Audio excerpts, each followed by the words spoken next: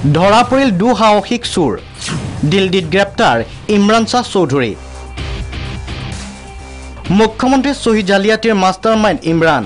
কোনো এলাপেচা ব্যক্তিৰ নহয় মুখ্যমন্ত্ৰীৰ চহী জালিয়াতি কৰিছিল ইমৰান শ্বাহ এণ্ড কোম্পানীয়ে ভুৱা চহীৰে সৰকাইছিল জল জীৱন আঁচনিৰ ধন 3 কোটিৰ ঠিকা আবণ্টনৰ নামত হৈছিল কেলেংকাৰী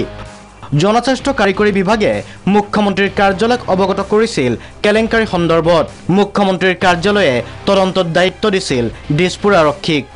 আচলতে যি কেজন লৰাক জড়িত কৰিছে পুলিচে তেওঁলোক ঠিক দুখী নহয় তেওঁলোকেও পাকত পৰি মানে কাৰোবাৰ চক্ৰান্তত তেওঁলোকে ভৰি দিছিলে যিজন ইয়াৰ মেইন কিংপিন আছে তেওঁক আমি ইতিমধ্যে চিনাক্তকৰণ কৰিছো দিছপুৰ আৰক্ষী আটক কৰিছিল অন্যতম অভিযুক্ত ৰাজীৱ কলিতাক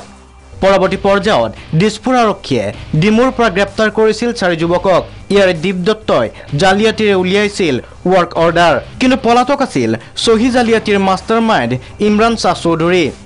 ইমৰানে জালিয়াতিৰ বাবদ লৈছিল 9 লাখ অৱশেষত আৰক্ষীয়ে দিল্লীৰ পৰা গ্ৰেপ্তাৰ কৰিলে ইমৰান শ্বাহ চৌধুৰীক ইমৰানৰ স্বীকাৰোক্তিত পোহৰলৈ আহিব মুখ্যমন্ত্ৰীৰ চহী জালিয়াতিৰ সবিশেষ ববিতা গগৈ ৰিপৰ্ট প্ৰাগ নিউজ